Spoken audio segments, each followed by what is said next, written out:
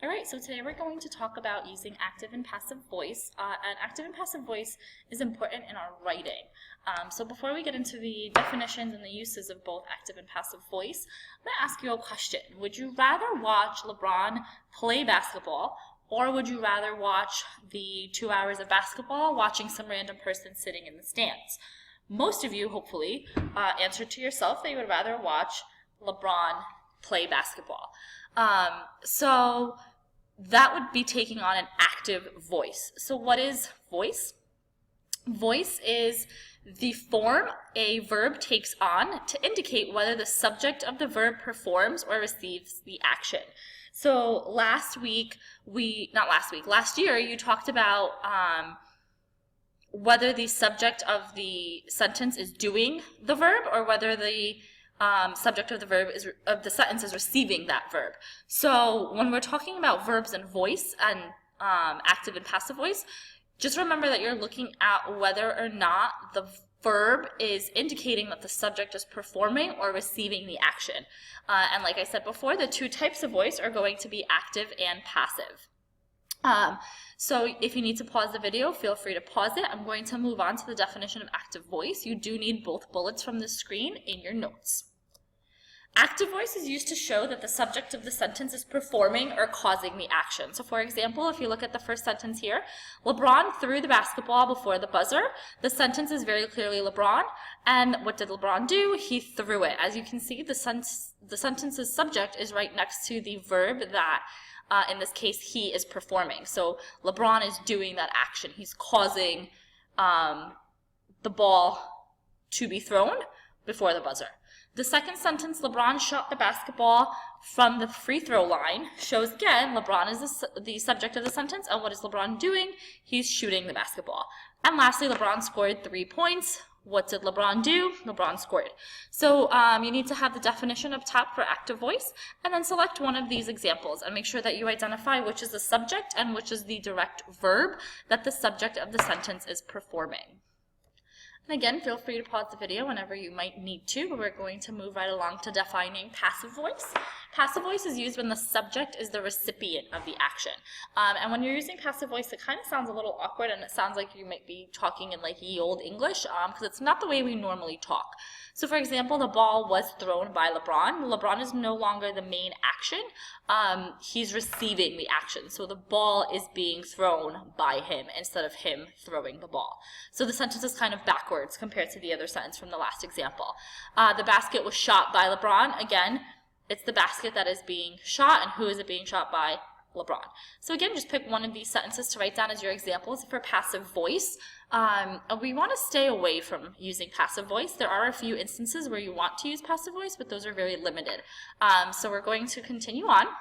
Why it matters is if you want to become a strong writer, you're going to use more of the active voice than the passive voice. You want your subject and your verb to be relatively close to one another because that shows that the action is happening to the character, the action is happening through the character rather instead of to the character. So continuation of why it matters, you just need to write down these two bullets up here. Active voice is more direct and concise. You can kind of understand what is being done in the sentence in the active voice, where passive voice takes you a little bit of time to think about, and it's usually a little wordier, and therefore it becomes a little confusing. So going back to that first example, active voice is like watching LeBron play, whereas passive voice is like watching gum stuck on the bleachers in the stands. So it just makes things a little more complicated, and it skews how your reader sees the action that you're trying to portray in your writing. There are a few times, like I said before, that you want to use passive voice.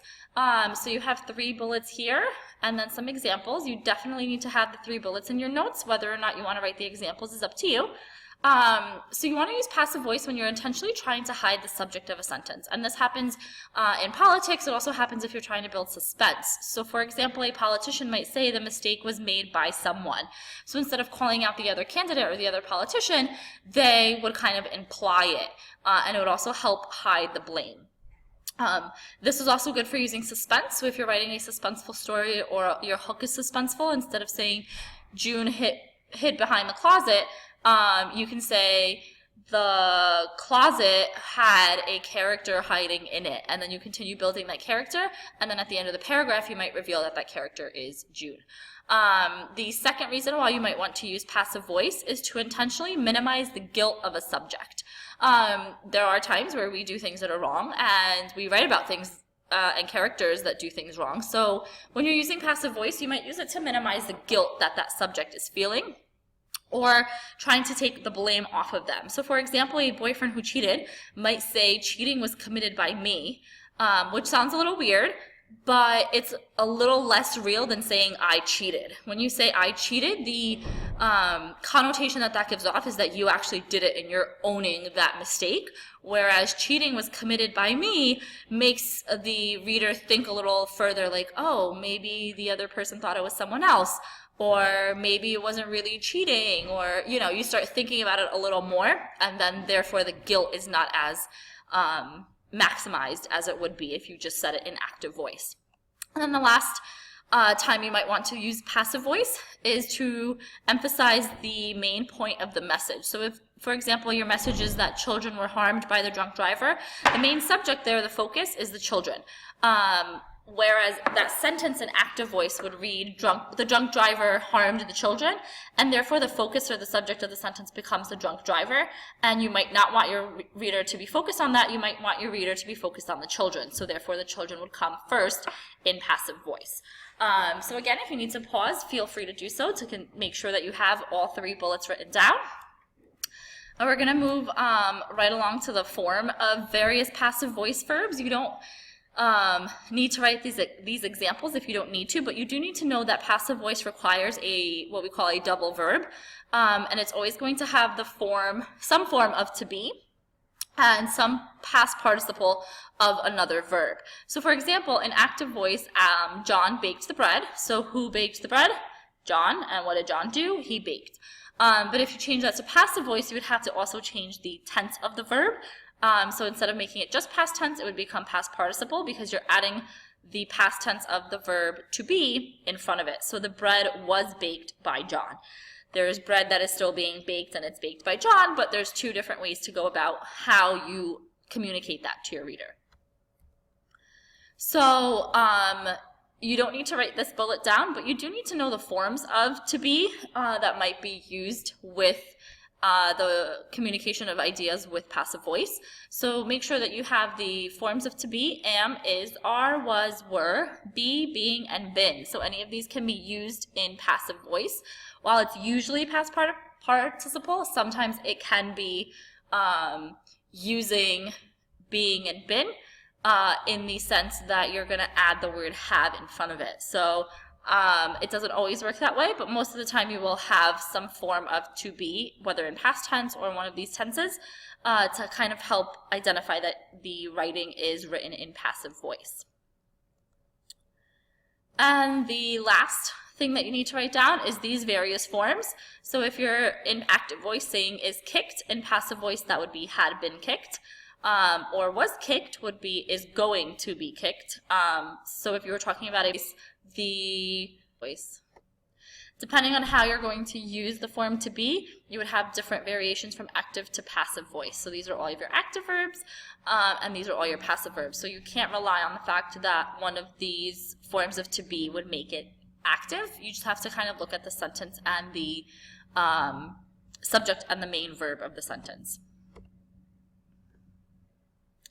And then again, just so you have a few examples, in a passive sentence, the cookies were eaten by the children. Again, if you go back to your examples as to when we would use passive voice, that would be the one that minimizes guilt, especially if the children are feeling guilty or they got in trouble for eating the cookies. But in active voice, it would say the children ate the cookies, which almost sounds accusatory or puts the blame on the children. And then again, you have the same thing with the tunnels are dug by the gophers, or the gophers dug the tunnels. So both of those are technically correct. It just depends on whether or not you're minimizing the guilt. So that's all I have for you for passive and active voice for today. Make sure you keep your notes, because next week you will have a quiz on differentiating between active and passive voice.